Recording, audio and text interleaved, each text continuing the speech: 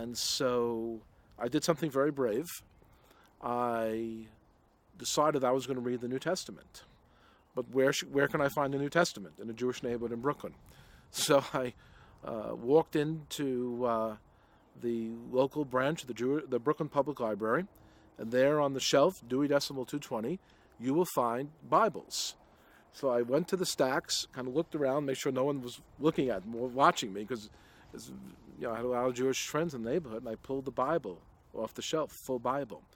Again, my grandfather told me, he had warned me, that the New Testament was a handbook on how to persecute the Jews. And I opened the Bible kind of scared to the New Testament. I knew that the New Testament was the latter part of the Bible, and that we weren't supposed to read it. And it was, as my grandfather told me, a handbook on how to persecute the Jews, written by anti-Semites. And I open up to the first page of the New Testament, in the book of Matthew, and I read the words, "This is the genealogy of Jesus the Messiah, the son of David, the son of Abraham."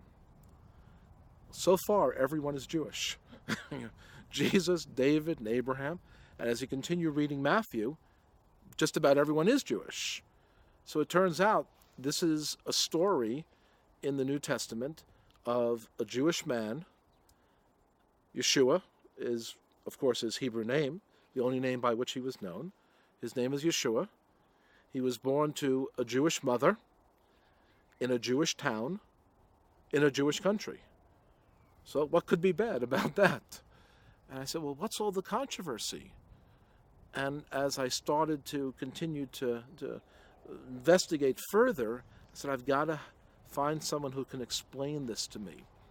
And so I literally started calling church after church, saying, do you know any Jewish people who believe in Jesus, that Jesus is the Messiah? So finally, one pastor said, yes, I know of a man who can explain those things to you. And he put me in contact with an individual by the name of Vincent, who is not Jewish himself, but has a deep love and regard for the people of Israel, spent a year in Israel, living in Israel, and offered to speak with me about it. And I went over to his home, and this was, again, in Brooklyn. And I said to him, I need to understand who this Jesus was. Does he have anything to do with us Jews? It does seem that he was a Jew. How did things go so terribly wrong that in the history of our people now, there are people who say that they believe in Jesus, but they've horribly persecuted the Jewish people? You know, by the time you get to be 19 and 20, you're aware as a Jew of the horrible history of persecution that we have endured at the hands of people who claim to be Christians. And so I said, how does this all fit together? How could both be true?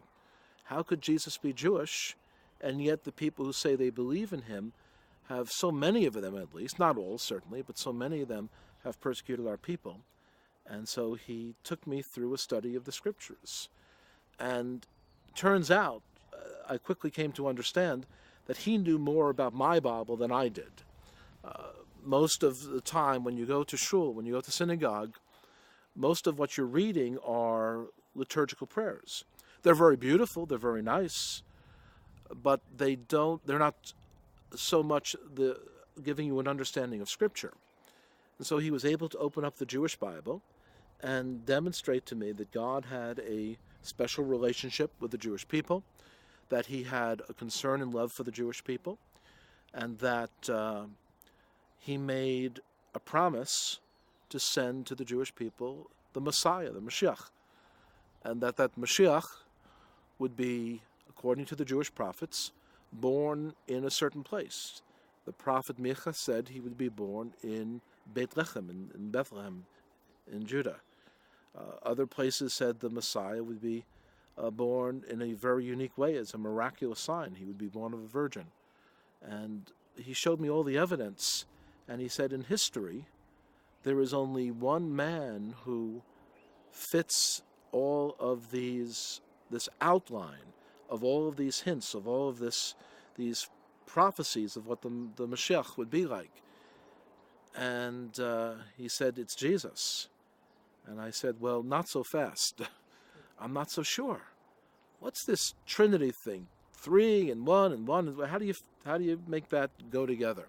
And I had some other questions. That first time that I met him, we spoke for over 7 hours. Until at around 1 in the morning, he was falling asleep. And he gave me a book on the scriptures to read. And for the next 2 weeks, I read through the book, trying to find the answers to all my objections. I actually looked up all the verses and went back to his home a few weeks later. And once again, we went through the scriptures for hour upon hour. And then finally, he said, "Look at this passage in the book of Daniel." And he says, here in Daniel chapter 9, there's a very, very simple order of events. The Messiah appears in Israel, because it actually uses the word Messiah, Mashiach, in the Daniel 9 passage. The Messiah appears in Israel. Then he is killed. Not that he simply dies. There's a Hebrew word there, licharog, means he is killed by others. And then the Beit HaMikdash, the Holy Temple in Jerusalem, is destroyed. So the Messiah is born, appears in Israel, the Messiah is then killed, and then the temple in Jerusalem is destroyed. And then he said, "Do you know when the temple was destroyed?" And I wasn't entirely sure. And then he said, the temple was destroyed in the year 70 AD. What does that mean? It means the Messiah had to have appeared and have died before 70 AD.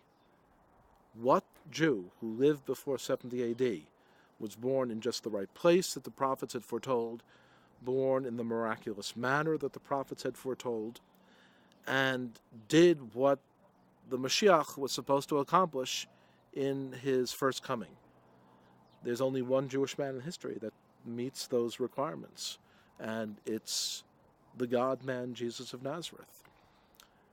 And at that point, it became very clear and very obvious to me that if Jesus was not the Messiah, there would never be a Messiah ever. And so I prayed to receive Yeshua as my Jewish Messiah.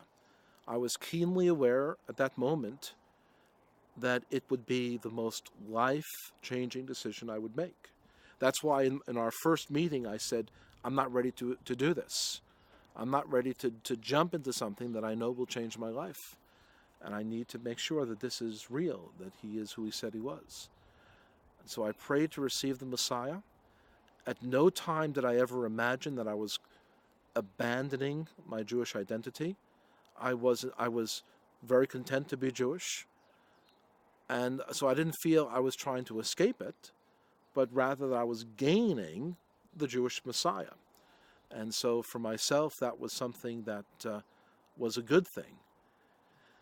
In the weeks to come, I saw the Lord very definitely bring changes in my life, and I saw confirmations of the fact that something had really happened and that God had done a real work. And so that was a little over 30 years ago now, approximately 30 years. And the Lord has been willing to use me in ministry, and so I'm willing to be used.